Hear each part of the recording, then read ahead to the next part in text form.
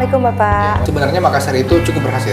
Sehingga kita bisa bangkit lagi Pak. Sehingga bisa membuka lapangan pekerjaan. Dunia bersih dari indikasi korupsi. Saksikan Celebrate Makassar, episode Makassar Kota Dunia, Dreams Come True. Bersama Helmi Budiman, Kepala Bapeda Kota Makassar.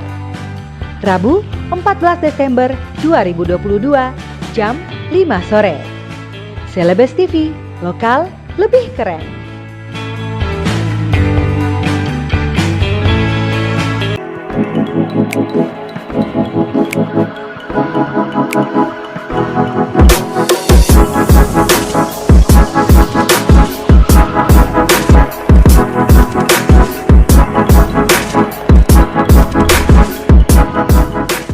Assalamualaikum warahmatullahi wabarakatuh.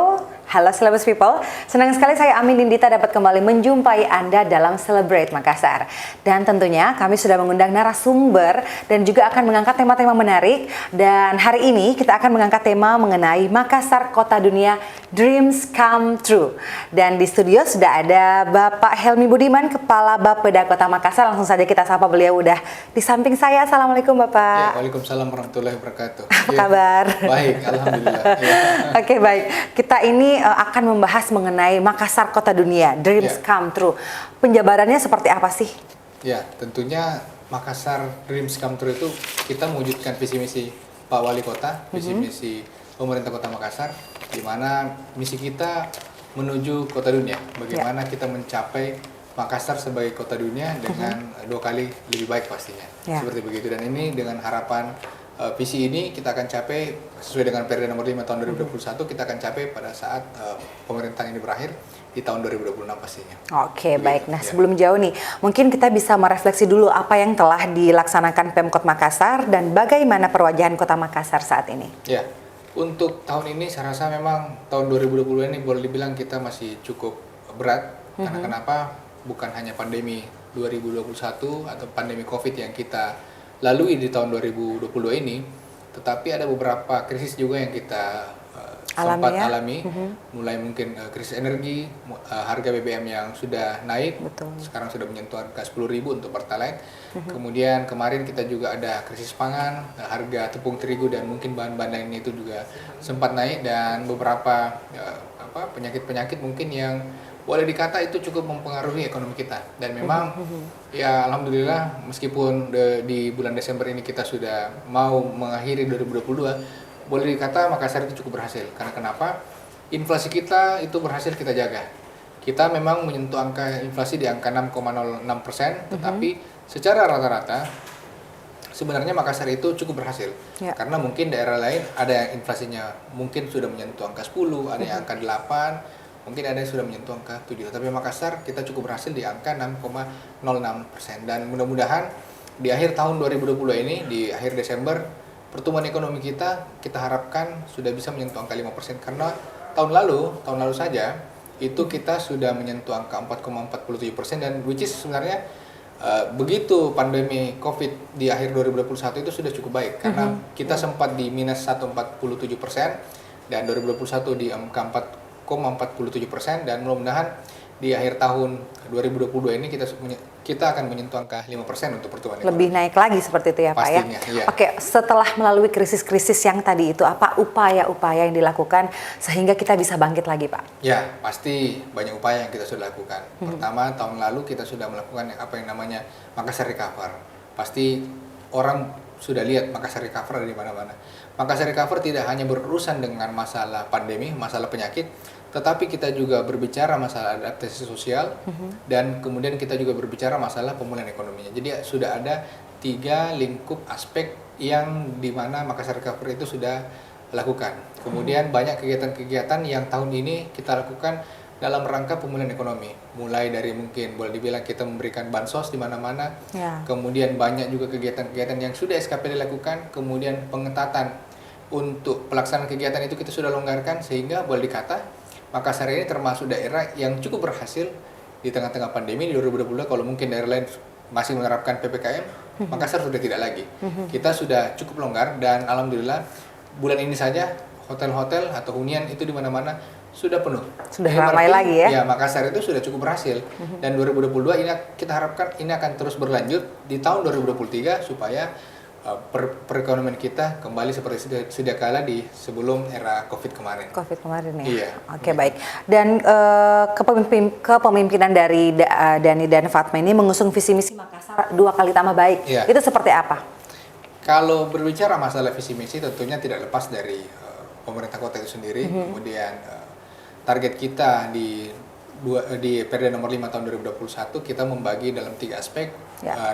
Rekonstruksi untuk aparatur, kemudian perbaikan terhadap kesejahteraan masyarakat dan pendidikan, serta merekonstruksi sarana dan prasarana yang ada di seluruh pemerintah Kota Makassar dan masyarakat yang dapat dirasakan oleh masyarakat. Dan pastinya semua yang menjadi tujuan-tujuan kita itu kita bagi dalam 8 program strategis. Oke, baik. Di mana kita harapkan paling tidak untuk tahun ini saja ada beberapa capaian yang kita sudah lakukan. Ya, boleh kita lihat mungkin dari tahun lalu kita sudah umumkan atau kita sudah sampaikan kepada masyarakat bahwa pemerintah kota akan melaksanakan yang namanya lorong wisata. Ya. Nah, tahun ini kita sudah berhasil membentuk 1095 lorong wisata. Sudah terwujud ya? Sudah terwujud dan harapannya tahun depan selain 1095 yang sudah dibentuk di tahun 2022, mohon maaf, ini akan kita tambah lagi 1000 lagi di tahun 2023. Harapannya nanti akan terus terbentuk UMKM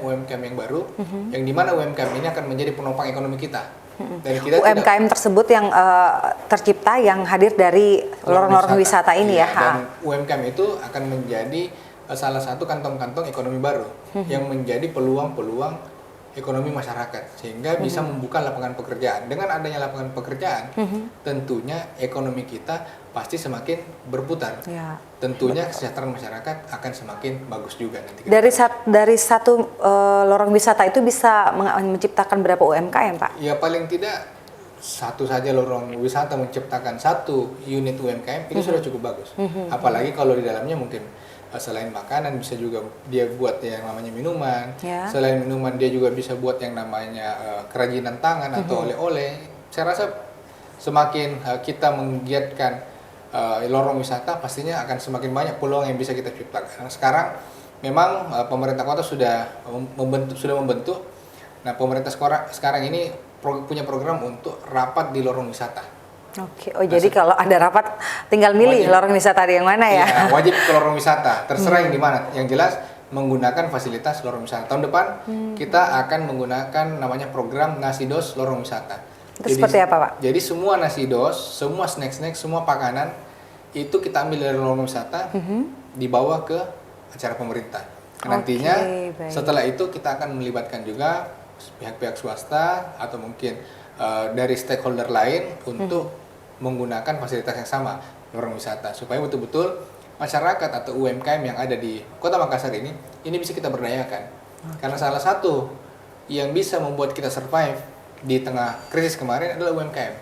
Nah, tahun 2023 dengan adanya berbagai macam isu, mungkin boleh dibilang isu resesi, isu krisis-krisis yang bisa nanti berdampak kepada masyarakat, salah satu yang menjadi kunci kita adalah UMKM.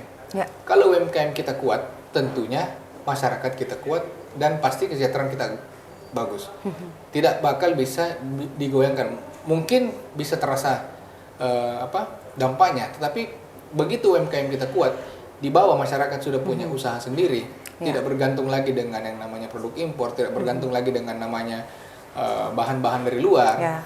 Itu kita bisa survive dengan resesi ataupun krisis-krisis lainnya. Jadi saling menguntungkan juga ya antara pemerintah dan juga masyarakat seperti itu ya. Pasti. Nah, ada kaitannya juga nih Pak dengan visi misi Dani dan Fatma tadi. Iya. Sejauh manakah revolusi SDM dan percepatan reformasi birokrasi menuju SDM kota uang unggul dengan pelayanan publik kelas dunia bersih dari indikasi korupsi? Ya, sekarang kita sudah melihat, sekarang pemerintah ini kan sudah berjalan hampir kurang lebih 2 tahun. Ya. Dan beberapa kepala SKPD atau beberapa kepala organisasi itu sudah berjalan hampir 1 tahun lebih lah. Nah, sekarang Pak Wali mungkin di bulan Desember ini akan segera melakukan evaluasi, melihat performa kepala SKPD yang sudah berjalan, dan ini akan kita lihat. Kalau misalnya secara keuangan, taruhlah secara keuangan, realisasinya dia di bawah rata-rata, kemudian juga performa secara kinerja SKPD-nya itu di bawah rata-rata, ini menjadi catatan. Sehingga nanti kita bisa akan melakukan yang namanya perbaikan atau mungkin rotasi terhadap jabatan kepala dinas atau mungkin kepala bidang ataupun juga staf yang ada dalam suatu organisasi. Dan ini kita lakukan secara berkala. Dan insya Allah mudah-mudahan di bulan Desember ini, akhir Desember akan ada juga 4 jabatan yang kosong di pemerintah kota. Ini akan segera kita isi juga bersamaan dengan evaluasi yang akan kita lakukan di bulan Desember ini. Oke, baik. Nah, kalau untuk benar-benar mewujudkan Makassar Kota Dunia ini yang sombere dan juga Smart City itu, apa saja program-program yang sudah dijalankan, Pak? Ya, untuk strateginya seperti apa? Saya rasa kalau berbicara sombere dan Smart City kan tidak lepas dari apa yang kita sudah lakukan di periode pertama Pak Wali Kota. Di tahun 2014 kemarin, begitu kita perkenalkan yang namanya sombere dan Smart City, semua orang bingung. Tiba-tiba kita menggunakan teknologi. Tiba-tiba yang dulunya tidak pernah yang ada namanya WhatsApp, dalam konteks pemerintahan kita harus beradaptasi. Ya mau tidak mau, suka tidak suka, ya hal itu membuat ada beberapa orang yang mungkin susah beradaptasi, dan itu membuat waktu itu pemerintah kita sempat mungkin ya kaget juga dengan adaptasi tersebut. Tetapi alhamdulillah seiring berjalan waktu dan beberapa orang ini sudah mampu beradaptasi, ya kita sudah masuk dalam era Smart City waktu itu. Dan sekarang di tahun 2021 kemarin di tahun 2021 menuju pemerintahan yang kedua, bulan Februari 2022 kita sudah mengumumkan yang namanya Makaverse, Makassar Metaverse. Jadi kita sudah berevolusi masuk ke dalam bukan lagi ke era 2.0, tapi sudah masuk ke dalam era 4.0. Jadi kita sudah masuk beradaptasi menggunakan era baru Makaverse, dan memang sekarang kita sudah ditarget semua SKPD itu harus mempunyai inovasi yang berbasis teknologi. Jadi setiap SKPD harus ada 4 kewajiban untuk menyiapkan aplikasi setiap tahun berbasis Smart City dan berbasis Makaver, supaya semua permasalahan atau semua solusi ini bisa dilakukan dengan teknologi, dengan dan lebih canggih kan, dan lebih cepat. Kalau dari Bapeda sendiri apa aja yang sudah diluncurkan, Pak? Kami mempunyai ada 2 aplikasi sekarang yang sudah berjalan. Pertama itu Sehat Tami, itu untuk mendata indikator kesehatan dalam satu kelurahan dan satu kecamatan. Ini kita lakukan kerjasama dengan beberapa NGO, salah satunya dari UNICEF waktu itu. Dan alhamdulillah sekarang sementara berjalan ini untuk mengukur indikator kota sehat.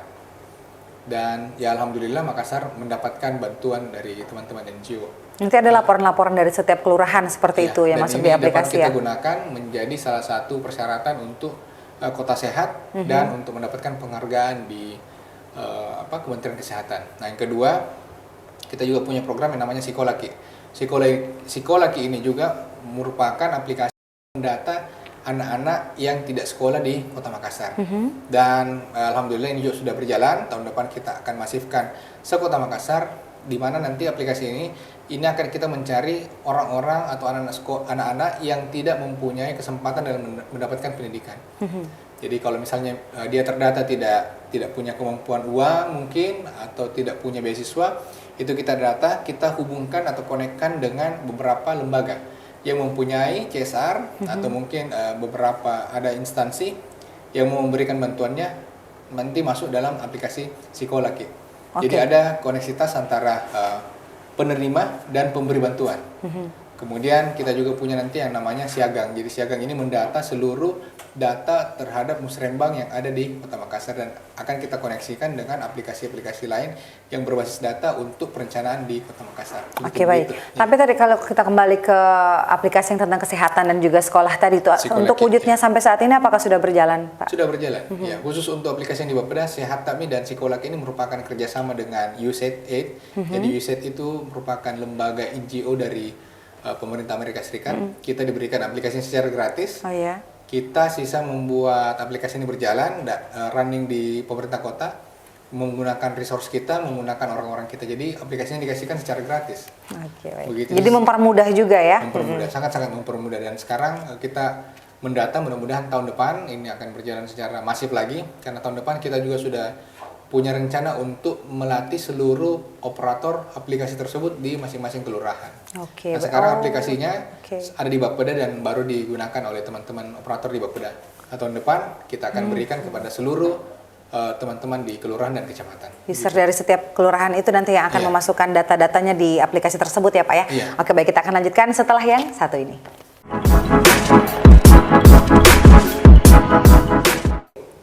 Kembali dalam Celebrate Makassar. Oke, baik Pak Helmi. Dengan visi misi Dani dan Fatma ini, bagaimana sih rekonstruksi kesehatan, baik sosial budaya dan juga ekonomi yang untuk menuju masyarakat dengan imunitas ekonomi dan kesehatan yang lebih baik nantinya, seperti itu. Pastinya tidak lepas pasti untuk masyarakat kita berbicara masalah kesehatan, pendidikan dan KPU-an, dan tentunya masalah pendidikan, masalah kesehatan dan masalah sosial budaya itu menjadi visi misi dari Pak Dani dan Ibu Fatma, visi misi dari pemerintah Kota Makassar. Nah, pertanyaannya tadi, bagaimana dengan tujuan kita ke sana? Goals untuk mencapai ke sana. Tentunya banyak dari program-program kita yang kita lakukan dalam rangka perbaikan fasilitas kesehatan, fasilitas pendidikan dan fasilitas beberapa yang berkaitan dengan sosial budaya Sosial tadi. budaya, oke. Ya, jadi begitu. Jadi contohlah tahun depan itu kita akan lakukan perbaikan terhadap yang namanya Dotorota. Dotorota sekarang ini sudah berjalan hampir 5 tahun dan alhamdulillah setiap bulannya kurang lebih kita melayani 1000 layanan, 1000 panggilan yang dimana Dotoro ini merupakan mobil-mobil kecil yang bisa bergerak antar lorong, dan tahun depan kita akan menggunakan mobil berbasis listrik dan kita akan perbaharui semuanya fasilitas dan kendaraannya supaya bisa menjangkau lebih banyak lagi masyarakat. Seperti begitu. Itu salah satu contoh. Belum lagi di aspek sekolah. Ekonomi, ya, sekolah. Sekolah, beberapa sekolah akan kita berikan yang namanya Smart Class. 2 tahun terakhir ini kita sudah memberikan yang namanya Smart Class percontohan kepada beberapa anak SMP dan SD di Kota Makassar. Dan alhamdulillah tahun depan kita akan punya rencana untuk memberikan lagi 50 Smart Class terhadap beberapa sekolah SD dan SMP di Makassar supaya anak-anak ini bisa kita perkenalkan dengan teknologi lebih dini. Ini kan Anak SD dan SMP ini ya, oke. Jadi mereka bisa menggunakan yang namanya bisa masuk dalam satu sekolah. Jadi mereka bisa belajar 200 orang, bisa di kelas, bisa juga di luar kelas. Jadi bisa berkumpul dalam satu tempat tanpa batasan ruang dan waktu, bisa mereka menikmati pelajarannya seperti begitu. Jadi ada beberapa perbaikan di sarana prasarana di sekolah juga, termasuk di SD dan SMP. Belum lagi berbicara masalah kebudayaan. Ya. Kemudian kebudayaan ini kita sudah lakukan perbaikan dan tahun depan kita akan perbaiki lagi Museum Kota Makassar. Kita akan lebih perbaiki lagi dan insya Allah tahun depan akan ada penggunaan teknologi di museum di Kota Makassar. Jadi museum ini tidak hanya secara boleh dilihat Datang langsung, propertinya ada, tetapi kita juga akan menggunakan yang namanya teknologi. Jadi beberapa ornamen, taruhlah mungkin lukisan di sana itu sudah menggunakan augmented reality, sudah menggunakan 3 dimensi. Jadi kita tidak hanya memperbaiki secara aspek pendidikan, sosial, kebudayaan dan kesehatan, tapi kita juga mengintegrasikan dengan teknologi, karena kan kita menuju kota dunia. Iya, seperti tadi begitu. Oke, baik. Nah, kalau untuk menuju kota dunia tentu saja kita juga sudah memiliki ruang kota yang inklusif seperti itu. Nah, untuk saat ini sudah sejauh mana sih? Ya, saat ini memang karena beberapa aspek teknis administrasi yang terkendala di tahun 2022, sesungguhnya tahun ini kita punya beberapa target project yang akan kita kerjakan di tahun 2022, tetapi karena kondisi administrasi, kemudian beberapa kendala, beberapa pejabat yang mungkin waktu 2022 awal itu kosong, terjadi kekosongan terhadap pejabatnya, sehingga beberapa proyek yang kita rencanakan tahun ini itu tertunda. Dan boleh dibilang ya tahun 2023 itu kita akan maksimalkan semua di tahun 2023. Jadi proyek-proyek yang tertunda itu akan kita maksimalkan, sehingga tadi yang kita sudah sampaikan beberapa tentang pembangunan ruang kota, ruang kota itu kita sudah perbaiki tahun depan, termasuk untuk Perda RDTR atau rencana detail tata ruang tahun depan juga kita lakukan perbaikan sehingga ini bisa menata kota lebih baik nanti di tahun 2023. Berarti program-program yang sudah dijalankan 2022 yang belum selesai nanti akan dilanjutkan di 2023 bersama dengan mungkin ada program-program baru, Pak? Iya, ada kita punya 3 program baru yang betul-betul masif dan anggarannya cukup besar. Pertama itu Japarate, kita akan memperbaiki anjungan Pantai Losari sepanjang 1,8 km, di mana anjungan pertama akan ada 3 lantai. Lantai pertama akan digunakan sebagai lapangan parkir, lantai kedua akan digunakan sebagai mall, jadi akan ada mall terpanjang di Kota Makassar. Nanti dibikin di mana tuh bangunan lantai 1 dan lantai 2-nya itu? Di ujungnya? Pantai Losari. Oke. Sepanjang Pantai Losari. Sepanjang itu? Sepanjang Pantai Losari. Kemudian lantai ketiga kita akan gunakan sebagai pelataran yang dapat digunakan secara gratis oleh warga. Jadi akan ada 3 lantai. Kemudian proyek kedua kita akan punya yang namanya Balai Kota. Jadi akan ada tower Balai Kota. Lantai gedung pertama atau tower pertama akan digunakan sebagai kawasan publik, bisa digunakan sebagai kawasan bisnis. Gedung kedua atau tower kedua ini akan digunakan sebagai pusat pelayanan publik atau mall pelayanan publik. Jadi akan ada 2 tower berdampingan dan beriringan. Kemudian yang ketiga kita akan punya jalan tol meliputi Kota Makassar. Jadi akan kita sambungkan jalan tol yang ada di Petarani masuk ke dalam Pantai Losari. Jadi akan kita hubungkan semua. Jadi dia akan menjadi satu koneksitas jalan tol yang ada di Kota Makassar. Kota Makassar. Menarik sekali dan udah nggak sabar pengen nunggu proyek ini terrealisasi. Semoga lancar ya ke depannya, Pak. Tapi tadi kita berbicara mengenai anggaran. Nah, APBD 2023 ini Kota Makassar sebesar 5,6 triliun, benar, Pak? Iya, 5,6 triliun. Seperti apa dan bagaimana pagu anggarannya? Kemudian dari 51 perangkat daerah OPD apa saja yang mendapat porsi yang paling besar, Pak? Iya. Oh, itu bocorannya sudah sangat detail berarti ya. Mau tahu banget ya. Ya, jadi kemarin tanggal 30 November 2022 pemerintah Kota Makassar bersama pihak legislatif atau pihak DPRD Kota Makassar kita sudah bersepakat untuk APBD tahun 2023, di mana APBD tahun 2023 total belanja kita untuk Kota Makassar atau pemerintah Kota Makassar di angka 5,66 triliun lebih. Di mana untuk belanja operasi itu kita di angka 3,8 triliun lebih. Untuk belanja pegawai ini gaji kita di kisaran 1,4 triliun lebih. Dan untuk belanja barang dan jasa ini akan kita gunakan untuk fasilitas kesehatan, penyediaannya. Kemudian untuk membiayai guru-guru, membiayai peralatan medis, membiayai operasional, persampahan dan segala macamnya itu di angka 2,16 triliun lebih, di mana ini sudah terjadi peningkatan. Kalau dulu sebelumnya kita di bawah 2 triliun. Kemudian untuk hibah, tahun depan kita juga peningkatan hibah dikarenakan adanya rangkaian pelaksanaan kegiatan Pilkada tahun 2024. Ini di kisaran 168 miliar lebih, dan ini yang cukup fantastis karena tahun depan untuk belanja modal kita itu di angka 1,8 triliun lebih. Karena banyak proyek yang akan dilaksanakan. Selain yang tertunda, ada beberapa proyek juga yang kita masukkan sebagai tambahan dari tahun 2023. Untuk belanja peralatan mesin itu di angka 400 miliar lebih, kemudian untuk belanja gedung itu di angka 761,23 triliun lebih, dan untuk belanja jalan ini lumayan besar juga dan cukup fantastis untuk tahun depan di angka 581,15 miliar lebih. Saya rasa begitu, dan memang cukup luar biasa tahun depan karena boleh dikata ini mungkin kali pertamanya kita menyentuh di atas 5 triliun. Iya, 5 triliun. Mudah-mudahan apa yang kita rencanakan tahun depan baik dari aspek belanja, aspek pendapatan ini kita bisa dapat atau kita bisa capai di tahun 2023. Yang jelas tentunya pemerintah kota ini tidak bisa bekerja sendiri. Kita pasti mengharapkan tidak hanya dukungan dari pihak swasta atau stakeholder lainnya, pasti juga kita mengharapkan dukungan dari masyarakat. Ya, baik. Mulai dari mungkin pengawasannya, kemudian doanya, dan pastinya membayar pajak dan retribusi secara terbuka dan agar rutin. Semuanya lancar ya. Oke, kembali ke proyek tadi yang akan melakukan mall pelayanan publik itu, Pak. Itu gimana rencana anggarannya dan di mana nanti titik lokasinya? Ya, untuk mall pelayanan publik ini pernah menjadi permasalahan juga karena sempat heboh juga karena dipikir pemerintah mau membangun yang namanya mall. Padahal bukan, mall itu istilah. Mall pelayanan publik merupakan gedung pusat pelayanan dari semua administrasi pemerintahan. Kita akan membangun pusat layanan ini yang namanya nanti Government Center, berlokasi di drainase Taman Macan. Oh iya. Jadi lokasinya akan pas di belakang gedung Telkom, dan alhamdulillah anggarannya sudah tersedia. Kita akan menyiapkan anggaran kurang lebih di angka 200 miliar lebih.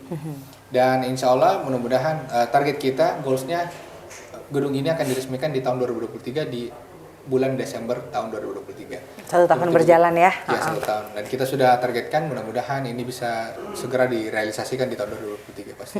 Pernah dengar juga itu ada yang namanya Smart Panyingkulu ya Pak ya? Smart Panyingkulu, iya. Itu seperti apa itu Jadi Pak? Smart Panyingkulu ini, jadi kita berharap akan ada perbaikan terhadap perempatan-perempatan yang ada di Kota Makassar. Karena kita bisa lihat sendiri sekarang perempatan di Makassar ini, beberapa perempatan itu tidak bagus, tidak estetik, kemudian mungkin rambu-rambunya atau markanya itu tidak sesuai, kemudian penempatan-penempatan reklame atau yang sifatnya advertorial atau advertising itu tidak bagus, sehingga kita melakukan perbaikan atau merehabilitasi terhadap perempatan yang ada di Kota Makassar, dan kita namanya Smart Panyingkulu. Ada beberapa titik yang akan kita perbaiki.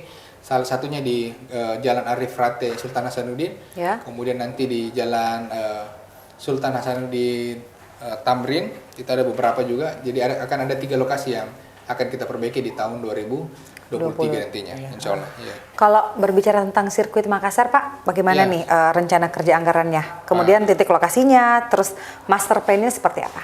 Ya, untuk sirkuit, Macan dan sirkuit ini salah satu proyek kita yang tertunda. Awalnya kita mau merencanakan membangun ini tahun 2020 kemarin, tetapi karena kondisi tanah di sana yang tidak bagus, kemudian ada juga proses administrasi, ternyata tanah yang di Untia, milik pemerintah Kota Makassar, kita belum punya sertifikatnya. Dan sehingga tahun ini kita sementara lakukan pensertifikatan, mudah-mudahan tahun depan itu kita sudah bisa starting proyeknya. Dan alhamdulillah, proyek Maca dan stadion dan sirkuit yang ada di Untia ini, kita akan lakukan dengan menggunakan skema multi-years. Kenapa kita menggunakan skema multi-years? Karena kita harapkan jangan sampai nanti ada terjadi lagi permasalahan administrasi. Jadi kita harapkan dengan skema multi-years ini bisa rampung dalam waktu 2 tahun. Jadi kita akan melelang atau kita mentender proyek yang tadi ini, Maca dan sirkuit ini, kepada investor dan menggunakan dana APBD. Kita harapkan selesai dalam waktu 2 tahun.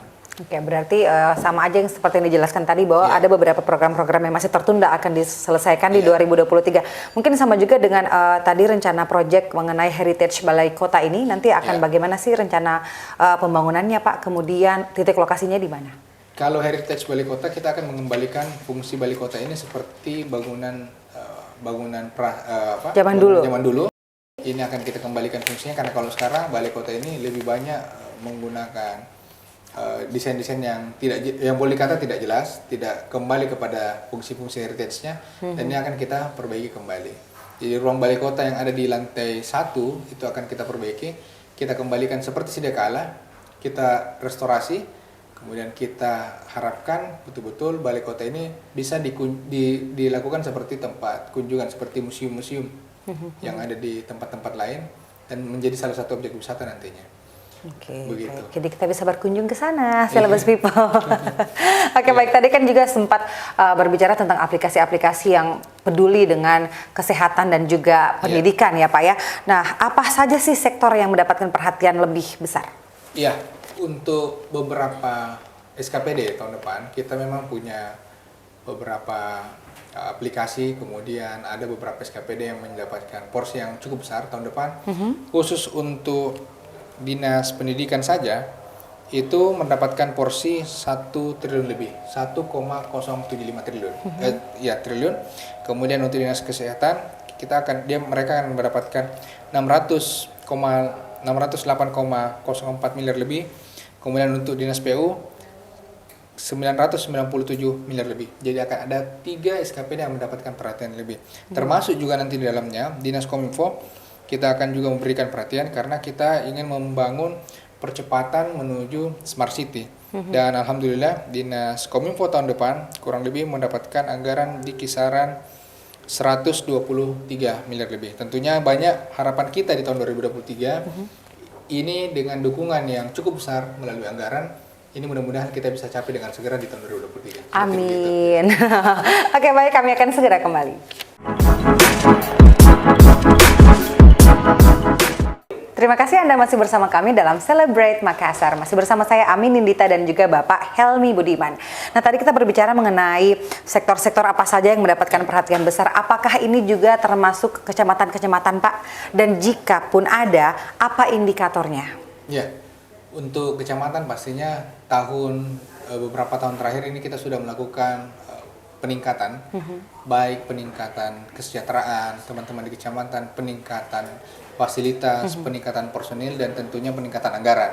Karena ujung-ujungnya pasti berbicara kinerja, berbicara pemerintahan tidak lepas dari yang namanya anggaran.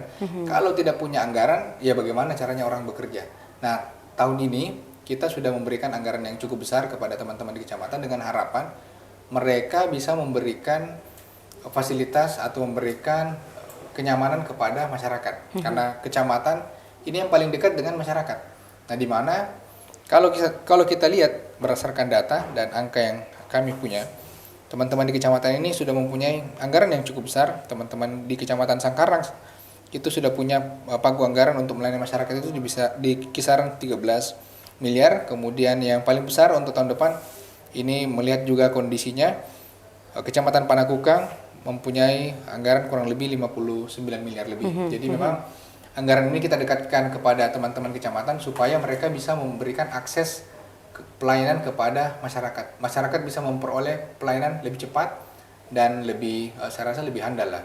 Dengan begitu ya pastinya kecamatan kita berikan juga support anggarannya lebih besar. Kita berikan orang-orang yang terbaik, kita berikan fasilitas-fasilitas yang terbaik di kecamatan. Oke, baik. Kemudian kalau untuk evaluasi dari OPD-nya sendiri dengan tentang program kerjanya itu seperti apa, Pak? Dan apalagi yang mereka yang memiliki anggaran besar seperti itu? Ya, kalau tadi berbicara kriteria tadi yang kita sudah tanyakan di sebelumnya, bahwa memang selain kita melihat bagaimana tupoksi dari sebuah SKPD, kemudian berapa jenis layanan yang mereka berikan, kemudian apa-apa saja yang mereka berikan, dan tentunya pasti kita berbicara masalah kinerja.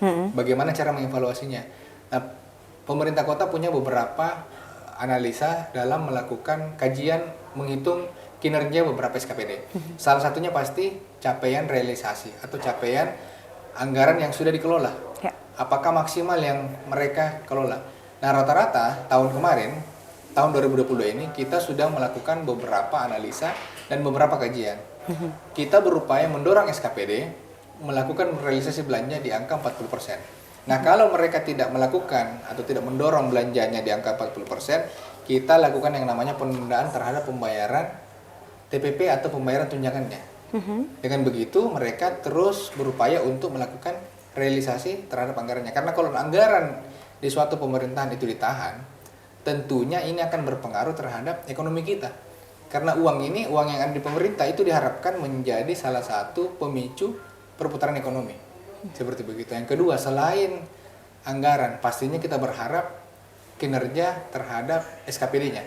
Berapa banyak tupoksi atau beberapa indikatornya berdasarkan capaian-capaian yang ada di aturan pemerintah, itu kita ukur berapa yang sudah mereka bisa dapat di targetnya. Taruhlah mungkin mereka bertanggung jawab terhadap misi pertama, atau misi kedua atau misi ketiga. Kita lihat, kita hitung. Kalau mereka capai, itu menjadi nilai plus buat mereka untuk mendapatkan tambahan anggaran tahun depan. Jadi semakin baik, semakin ada plusnya anggarannya seperti itu ya, Pak ya? Kalau mereka tidak lakukan kinerja dengan baik, pastinya akan kita lakukan pengurangan terhadap pagu anggarannya di tahun depan. Jadi ada seperti begitu, ada reward dan punishment. Belum lagi kita berbicara masalah tunjangan, belum lagi kita bicara masalah fasilitas. Kalau mereka bagus, kalau mereka berkinerja, pastinya kita akan memberikan fasilitas yang baik. Taruhlah misalnya tahun depan mereka butuh komputer mungkin, atau mungkin butuh peralatan-peralatan lain. Kalau memang mereka pergunakan sebaik-baiknya untuk kepentingan masyarakat, untuk melayani masyarakat, itu boleh kita tambahkan. Tapi kalau hanya untuk kepentingan pribadi, pasti tidak akan kami penuhi. Jadi semakin baik, semakin akan mendapatkan reward yang besar juga. Pasti. Gitu ya Pak, keren. Jadi ada reward dan punishment terhadap seluruh SKPD yang berkinerja. Tidak hanya dari segi fasilitas, tidak hanya dari segi anggaran, tentunya pasti dari segi personil. Semakin baik sebuah SKPD, semakin dia berkinerja, pastinya orang-orang yang terbaik pasti akan disorong ke sana. Orang-orang yang berkinerja pasti akan mau bekerja di tempat yang baik, seperti begitu. Oke, baik. Nah, kemudian kita ke pertanyaan selanjutnya. Tadi itu udah keren-keren banget ya program yang akan dilaksanakan di 2023 juga. Nah, jika sebelumnya nih Pak, Pemkot Makassar memiliki strategi dalam menggapai harapan program tuntas dilakukan dengan melakukan tender dini. Nah, apakah setiap program yang ada di situ sudah dilakukan lelang? Iya, jadi tahun ini memang ada istilah baru lagi yang apalagi kami perkenalkan, tender dini. Oh, tender dini. Oke. Apa itu tender dini? Tender dini sebenarnya kita melaksanakan tender terhadap pembangunan atau proyek itu lebih awal. Jadi kalau misalnya APBD dikatakan mulainya 1 Januari sampai dengan 31 Desember, tahun 2023 ini kita sudah melakukan tendernya di tahun 2022. Dengan harapan bulan 1 2023 pemenangnya sudah ada dan kita sudah bisa melakukan proses pembangunan. Jadi seperti begitu. Tender ini sudah diumumkan minggu lalu oleh Bapak Wali Kota, itu wajib dilakukan untuk beberapa program-program strategis kita. Seperti mungkin contoh, untuk pembangunan Karebosi, ini akan ada juga kita lakukan tender dini. Kemudian untuk pembangunan Kanrerong di Karebosi dan Nikel, kemudian Smart Panyingkulu tadi sudah disebutkan juga. Kemudian untuk Women Center, gedung PKK Makassar di Kranasda dan PAUD, ini juga kita lakukan tender ini. Kemudian Mall Pelayanan Publik atau tadi yang kita sebutkan Government Center, kemudian Japarate tahun depan ini juga kita akan lakukan tender dini. Mohon maaf, ini tidak masuk bagian daripada tender ini, tetapi kita lakukan percepatan untuk penyediaan dokumennya karena ini akan menggunakan skema investasi menggunakan pihak ketiga. Kemudian untuk PAUD, Somber Smart Sekolah, ini akan juga menggunakan skema tender dini. Kemudian untuk penyediaan taman-taman kota, perbaikan lahan-lahan hijau atau ruang terbuka hijau, ini akan kita juga lakukan percepatan.